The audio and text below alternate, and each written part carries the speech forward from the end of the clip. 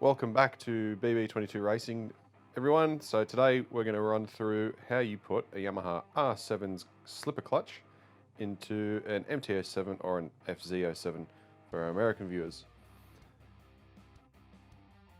You can essentially just get the full clutch from Yamaha itself.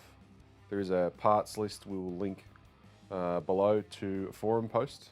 Big shout out to Evil Ed for putting up the parts list and actually the directions on how to do this. This is our good friend David with his MT-07 race bike. As you can see, he's removing all the parts necessary to get into the clutch. So you've got to remove the water pump.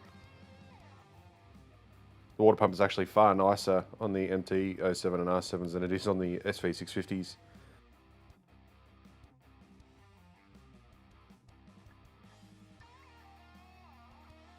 So you want to start by emptying all your coolant and oil, or all your fluids. However, of course, there will be a little bit still remaining within the case, which is what you could see there. Now, be careful as you're removing the case. I do highly recommend putting a new gasket onto the clutch cover when you're doing this. However, if you're not going to, be very careful when removing the case. Having the engine warm is helpful, or using a soft mallet can also help you get it off. So here you're removing the springs that hold the pressure plate in. Now these are now going to be surplus to requirements because you're going to be replacing it with the complete R7 clutch unit.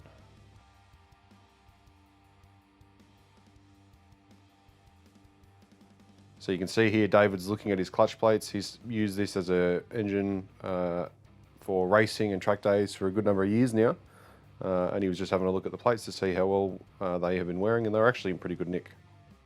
You can see here, to get the boss nut off, you've got to lock the clutch up. It is probably easier if you have the correct tool. I know companies like EBC and Motion Pro make tools specifically for it. However, with a bit of ingenuity, you can get away with it.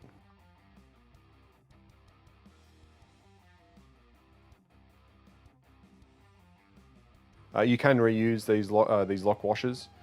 However, if yours is a bit crusty, I would recommend replacing it.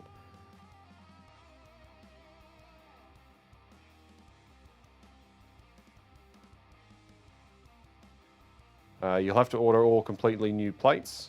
Just get them from Yamaha.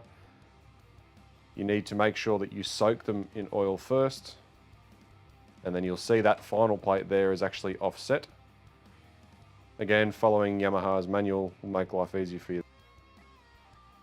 So you can see the big visual difference to tell between the R7 and the MT-07 clutches is that the R7 here has only got 3 springs controlling the pressure plate.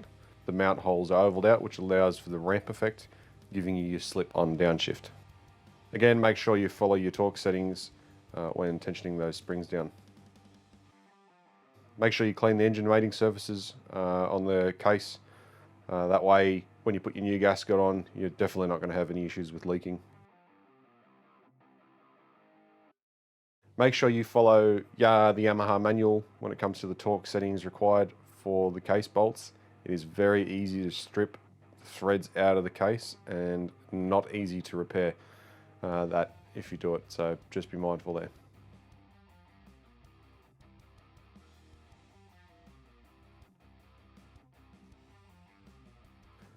So if you are going to reuse your gaskets and seals, make sure they are in good condition. Otherwise, especially the water pump here, if you have got a dodgy seal on that and you put it all back together, you're going to be a bit heartbroken when it pops. They are known for doing it. So my recommendation would be, for an extra few dollars, get a new water pump seal and get a new gasket for the clutch case. Just makes life easier and, a bit of peace of mind.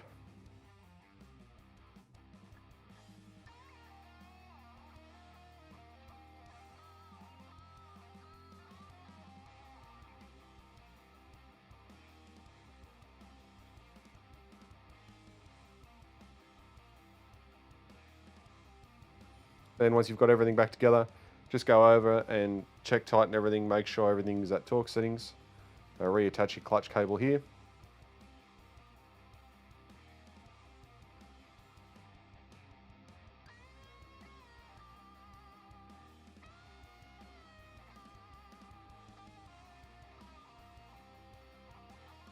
So if you're happy with everything being torqued down properly, now's the time to chuck some oil in it, put some cool in it, and you're good to go.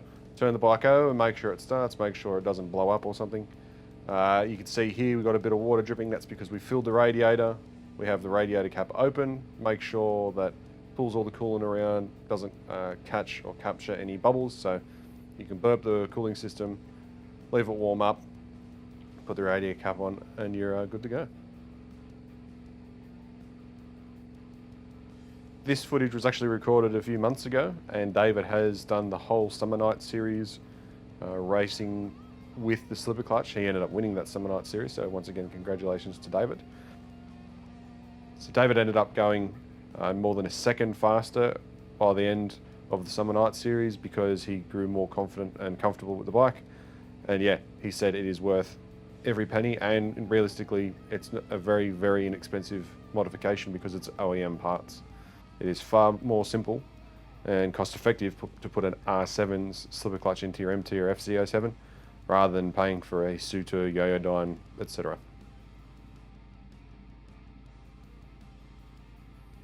If you like this kind of content, please leave a comment below and subscribe. We have been a little inundated with a bit of work when it comes to trying to get bikes ready for racing. We've got a heap of content coming, so please like, share, subscribe, do all that.